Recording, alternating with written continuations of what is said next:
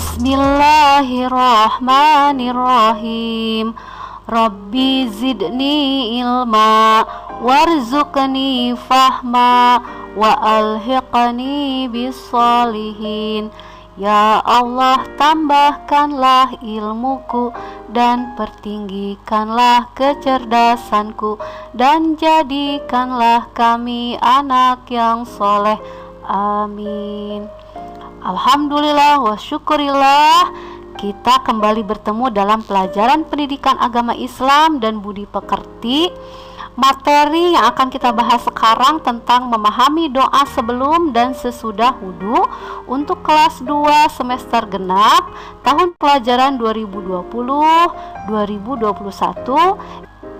Anak-anakku semuanya, yang akan kita bahas sekarang adalah tentang wudhu.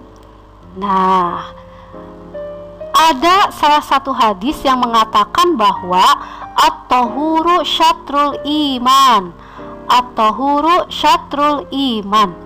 Artinya kebersihan itu sebagian dari iman. Kebersihan sebagian dari iman.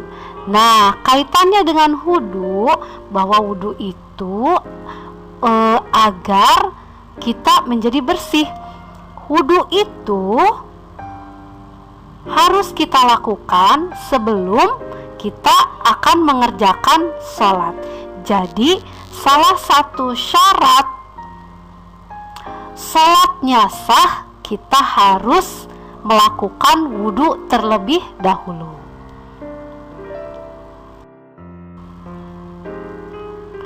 Nah, sekarang sebelum kita berwudu ada doanya, doa sebelum wudu.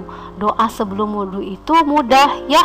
Kita tinggal baca basmalah yang berbunyi Bismillahirrahmanirrahim.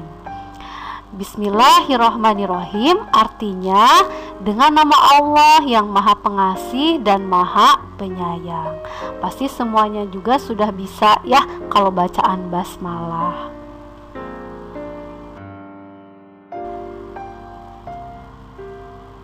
Kemudian setelah kita selesai wudhu, ada lagi doa setelah wudhu, doa sesudah wudhu yang berbunyi asyhadu alla ilaha illallah wahdahu la syarikalah wa asyhadu anna muhammadan abduhu wa rasuluh.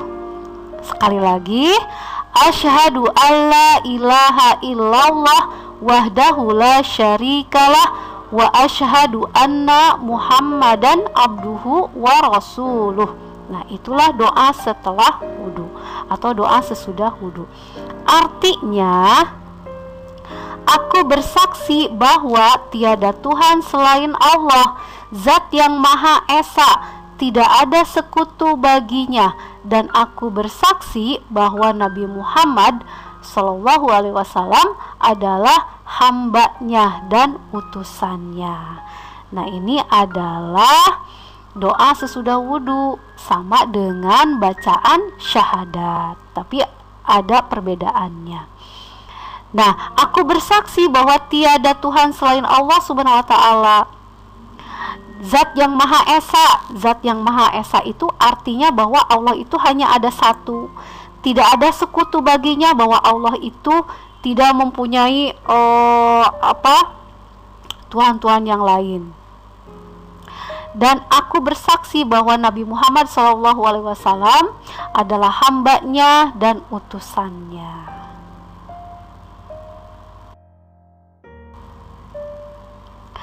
Nah, sekarang ada yang namanya rukun wudhu. Artinya bahwa rukun itu harus dilakukan, wajib dilakukan, jangan sampai tertinggal. Apa saja? Yang pertama adalah niat. Niat itu letaknya di dalam hati, adanya dalam hati.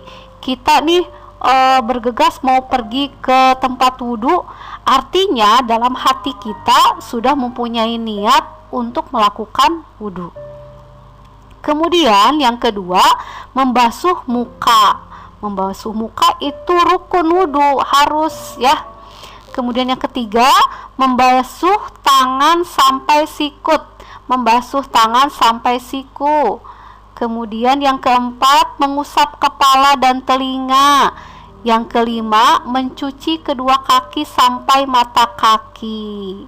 Dan yang keenam, tertib. Nah, artinya tertib itu berurutan, berarti harus berurutan semuanya. Jangan sampai dilewat-lewat atau acak ya. Misalkan gini kan harus basuh muka dulu, kemudian tangan, kemudian mengusap kepala dan telinga, dan mencuci kedua kaki. Nah ini udah muka, ini contoh yang tidak berurutan ya. Membasuh muka kemudian langsung ke mengusap kepala, atau langsung mencuci kaki, tangannya terakhir. Nah itu berarti tidak tertib, tidak berurutan, dan nanti wudunya tidak sah. Jadi harus berurutan, harus tertib.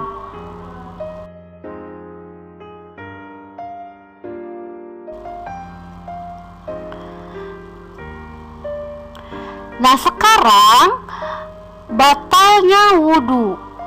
Batalnya wudu berarti kalau kita batal wudu, kita harus wudu kembali. Apa saja yang membatalkan wudu itu? Yang pertama, buang air kecil. Yang kedua, buang air besar. Yang ketiga, keluar angin dari dubur atau disebut juga dengan kentut. Yang keempat, menyentuh kemaluan dengan tangan. Yang kelima, hilang akal. Hilang akal itu artinya bisa tertidur pulas atau gila. Jadi inilah 5 hal yang membatalkan wudu. Jadi nanti harus wudu kembali.